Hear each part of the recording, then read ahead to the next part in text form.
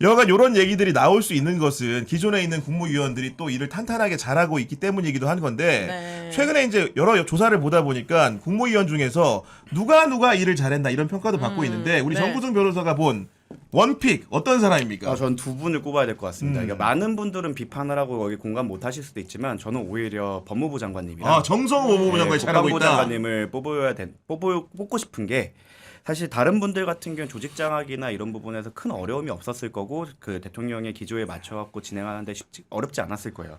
근데 법무부는 그 특성상 파견 검사가 정말 많은 일을 하고 정말 많은 부분을 차지합니다. 그리고 거기에도 이제 그 영향을 받았던 사람들부터 법무관, 뭐 사무관부터 시작해갖고 그 조직 문화가 너무 박혀 있는 와중에서 악정고투를 하고 있다. 당장 성과가 안 나온다고 비판을 할 수도 있겠지만.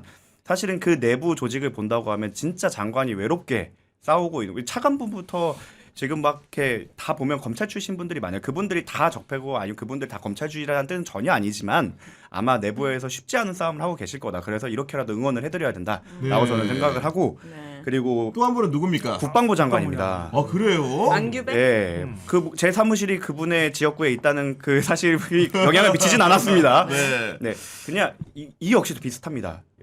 대부분의 육사 출신의 엘리트들이 국방부를 장악을 하고 있고 그 안에 어떻게 보면은 소위 말해서 군인 출신, 비군인 출신 네. 민간 장관이 처음 간 거예요. 정말 하나부터 열까지 믿을 수 있는 사람이 전혀 없는 상황에서 지금 어떻게 보면 징계나 이런 것들이 제 생각보다는 일반적인 징계나 이런 거에 비해서 꽤나 속도감 있게 되고 꽤나 좀 과감하게 진행이 되고 있는 점. 그러니까 물론 국민들의 눈높이나 우리는 왜 이렇게 빨리 못하라고 하지만 그 내부의 카르텔을 하나하나씩 깨가고 있다는 점에서는 응원을 해드리고 싶기 때문에 두 분을 꼽았습니다. 아니 오인혜 씨는 어떤 분이 좀 돋보여요? 저는 아주 직관적으로 한미 협상에서 트럼프가 심지어 이름을 언급한 김정관 산업부 장관님이 네. 일을 진짜 잘하고 있는 게 맞구나라는 느낌이 들었고 자기 분야에서 그리고 떠오르는 건 노동부 장관의 김영훈 장관. 장관님은 네. 정말 약간 마음으로 노동자의 마음을 이렇게 아픔을 느끼면서 현장에서 굉장히 고군분투하고 계시는 것 같아가지고 네. 이 두 분을 꼽고 싶습니다. 우리 평론가님은 좀 어떻습니까? 아니, 다 꼽아놓고 나보고 나중에 물어보면 어떡하라는 그러면 거예요? 제가 다 가장 겹치잖아. 실망스러운 장관. 예? 실망스러운 그게 더 힘들지 뭐 얘기하니까 지금. 아니 실망은 좀 그러면 그러니까, 네. 아쉬운 장관님. 아니요, 그렇게 얘기하면 안 될 것 같고요. 네. 두 분 말씀에 전적으로 공감합니다.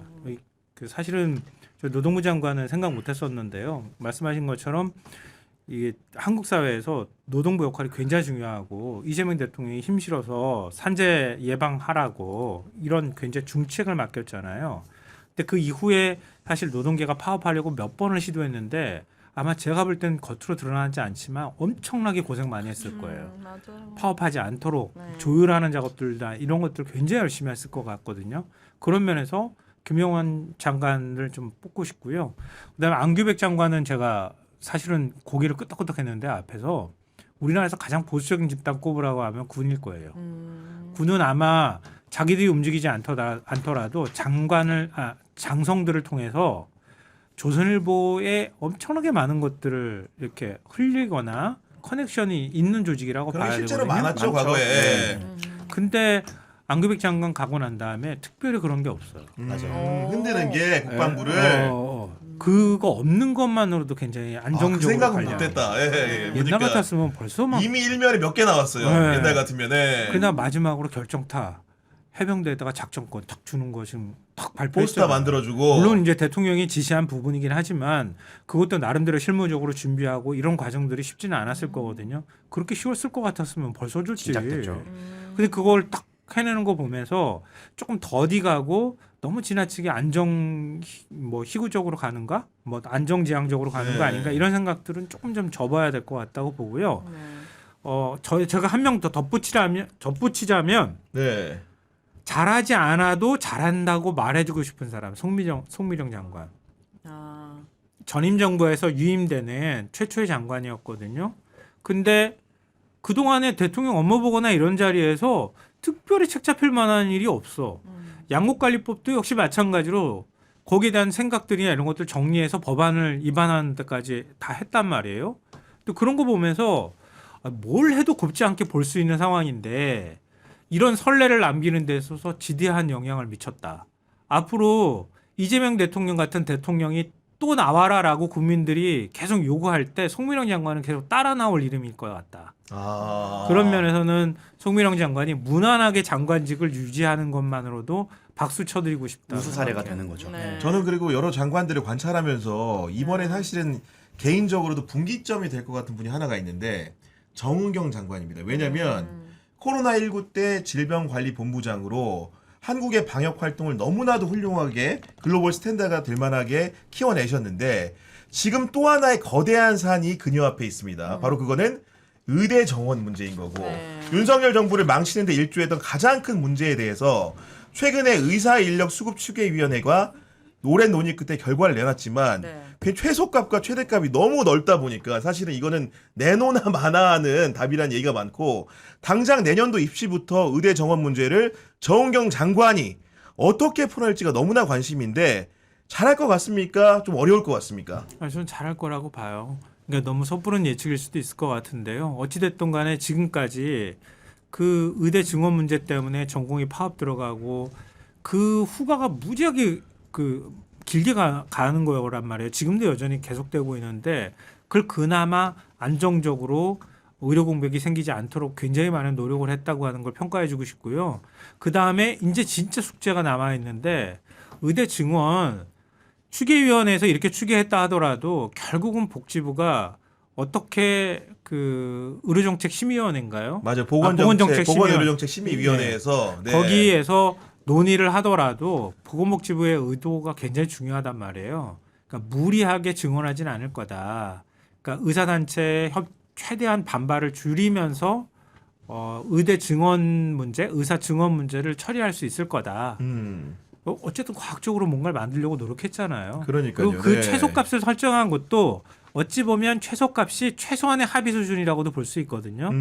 최소한의 합의 수준으로 얘기하면 연 500명이든 몇백 명 수준, 그리고 그 증언되는 수준도 지역 의사제 할당하는 형태 이런 식으로 이제 치밀하게 준비를 한다고 하면 의사들이 반대할 명분이 그렇게 이전처럼 그렇게 하긴 좀 어렵지 않을까 하는 기대를 하고 있어요. 왜냐면은 이 문제가 중요한 게 지금 윤석열 일당들이 지금 이렇게 망원경을 이렇게 들여다보면서 이놈들이 이 문제를 어떻게 해결하냐를 정말로 관찰을 면밀하게 하고 있거든요. 그래요? 그리고 일당이라고 하면 누구 말하는 거예요? 그러니까 주변에 있던 사람들이 우리도 못했는데 너네 잘하나 보자 이런 생각하고 있는 맞아요. 거거든 지금. 성적표가 네. 적나라하게 나올 거예요. 그러니까 그 2,000명 맞춰서 그냥 밀어붙였던 거랑 이재명 정부는 어떻게 해결할 것인가가 너무 극명하게 드러날 거기 때문에 이게 시험대에 오른다고 보는데 저는 이 의사 증원 문제가 약간 서울병, 그러니까 서울에 집중되는 문제랑 거의 비슷하다고 봐요. 아 서울병이다. 왜냐면 모두가 문제인 걸 알고 이것 때문에 정말 많은 문제가 일어나고 있어요. 특히 교육 부분에서는 모두가 의사가 되고 싶어갖고 재수 3사하고 사교육 열풍 불고 이렇게 되고 있는 것도 문제고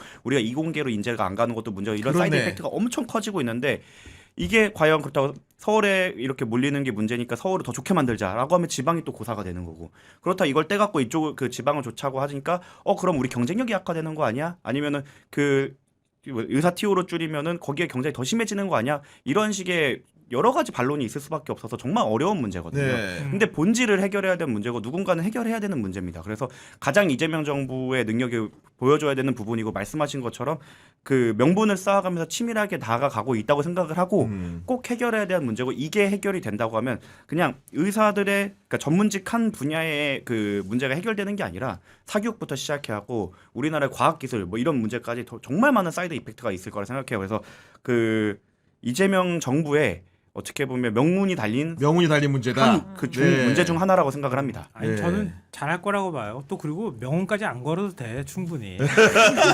왜냐하면 이재명 대통령이 업무보고 과정에서 다 얘기했어요. 필수 과목 의료 수가 높여줘라 이렇게 얘기를 했거든요. 맞아, 그거는 사실 원하던 거니까 의사들이. 네. 예. 그 현실화 해줘라 수가. 그 현실화하는 방안 하나 하고.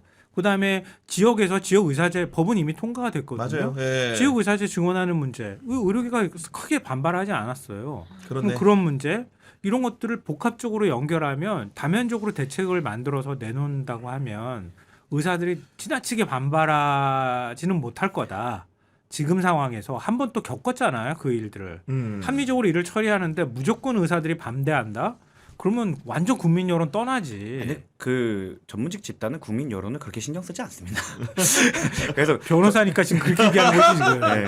아니 또 제가 어떻게 하다 보니까 의협 자문 변호사도 잠깐 했었어요. 아, 그래요? 네. 네. 네, 그래서 그 윤석열 정권이 그때 의사들 탄압할 때 이제 변호를 해주겠다고 나서갖고 거기 그 상비군에도 들어가고 했었는데 사실 그것보다 제가 중요하다고 생각하는 건 결국에는 의사 집단 내부에서의 설득력을 가져야 된다고 생각을 해요. 바이탈에 대해서 바이탈과 그러니까 이제 생명을 다루는 과들에 네. 대해서 더 나은 대접을 해줘야 된다는 거에 대해서 의사 업계에서 반대하는 사람은 전혀 없을 겁니다. 그렇죠. 근데 이제 소위 말해서 이제 멸칭으로 불리죠. 레이저 싸게가 되고 있는 사람들을 어떻게 그런 바이탈로 끌고 갈 것인가인데 그거를 너무 억지로 그냥 무조건 2,000명 늘려 이렇게가 아니라 시장에 맡겨서 잘 해결을 하면 되는데 근데 이게 또 말씀하신 것처럼 무조건 바이탈 우대한다라고 하면 어떻게든 건보 재정이 그냥 무제한으로 늘어날 수는 없는 거니까 맞아요. 예. 거기에서 이제 중도를 찾아야 된다.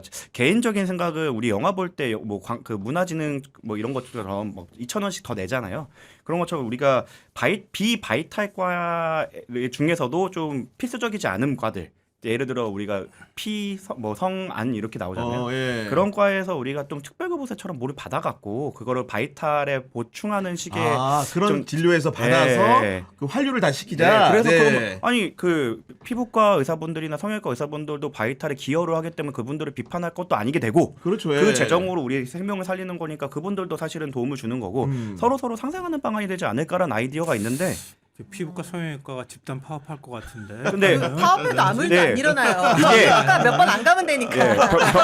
이게 그 필수제가 아닌 부분들은 파업이 안 되는 게 변호사 업계랑 똑같습니다. 그러니까. 저희가 파업한다고 해서 아무 일도 안 일어나. 아무 일도 일어나지 않습니다. 피부과 뭐몇달 공격다가 뭐. 그리고 너만 하는 줄 아냐? 보니까 지금 그 필수적이지 않은 곳이 파업을 하는 순간 바로 거기 이벤트가 열립니다. 바로 옆 가게에서 그러니까, 더 옆 싸게. 사무소에서 그러니까. 너만 하는 게 네, 아닙니다. 바로 이게 지금 네. 쿠팡처럼 쿠폰 막 뿌릴 겁니다. 그렇기 때문에 저는 이렇게 그 재원이 무한정이지 않기 때문에 바이탈에 뭐 무한정 퍼줄 수 없는 것을 그 내부에서 조금 균형을 맞추는 네. 방법을 좀 가져가면 어떨까 이재명 생각합니다. 대통령은요, 제가 그동안에 보면 신상필벌이 확실하고요. 당근이 있으면 채찍도 반드시 따라가게 돼요. 다 그걸 만들 거예요. 그래서 지난번에도 얘기 나왔던 것처럼 건강보험공단에 특사경 한 50명쯤 줘버려 이렇게 얘기하잖아요. 특사경이 뭐예요? 네. 특별사법경찰. 그러니까 의사들, 그러니까 그 병원에서 환자 과잉 진료하고 의료수가 높이기 위해서 뭐 요즘에는 무슨 살 빼는 약도 엉뚱하게 처방해가지고 네. 한다면서요. 막 이런 거라든가 보험 재정이 누수되는 부분들을 철저하게 단속해 들어가는 건 의사들이 뭐라 하겠어. 당연하죠. 그러니까 그런 부분들 단속해 들어가고 그 건보 재정으로 아까 말씀하셨던 것처럼 필수 의료 있는데 지원해 줄 거야. 그리고 그쪽으로 지원이 더 많이 들어가게 해주고. 그리고 의사들 한꺼번에 많이 늘리겠다는 게 아니라 단계적으로 차근차근 늘려갈 거야. 그리고 그 늘리는 의사의 상당수도 지역 의사제로 공공의료 있는데 봉사할 수 있도록 할 거야. 뭐 이런 것들로 하나하나씩 이렇게 입체적으로 뭔가 그림을 만들어서 저는 낼 거라고 봐요. 단순히 그냥 대통령 내가 마음에 안 들어 2,000명 될 때까지 해. 아니죠. 이렇게는 절대 안 이재명 한다는 거죠. 대통령의 당연하죠. 특성상 지금까지 인센티브도 많이 줬어요. 그래서 맞아. 예, 예. 너네가 지금까지의 꿀단지를 어느 정도 하는 대신에 어떠한 인센티브를 줘야 되는데 저는 아까 그 말씀드린 특별교부세처럼 그거로 바이탈로 전환해서 도덕적으로도 너네도 바이탈을 하는 거야. 그리고 거기에 대해서도 이제 의사로서 어떻게 보면 자부심을 가질 수 있고 아니면 뭐 이런 식으로 조금 윈윈하는 전략을 이끌어내시지 않을까 저는 기대하고 있습니다. 그리고